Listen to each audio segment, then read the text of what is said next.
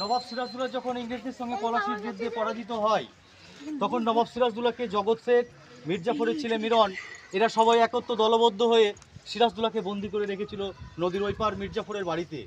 তখন এনারা 17 জন মানুষ সবাই কিন্তু মির্জাফরের বাড়িতে গিয়েছিল সিরাজদৌল্লার সঙ্গে দেখা করতে। কিন্তু ব্যাপার হচ্ছে, দেখেন ইংরেজরা কি ভাবলো এনাদের 17 জনকে, যে এরাই 17 জনই হচ্ছে সিরাজের পরিবার, আত্মীয় স্বজন এসেছে দেখা করতে।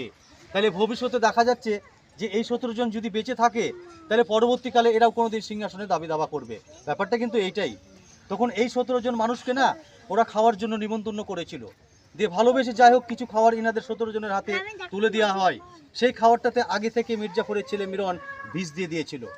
সেই বিষাক্ত খাবার খেয়ে এরা 17 জন এক রাত্রে মারা যায়, যাতে এই বংশের কোনো উত্তরাধিকারী না থাকে।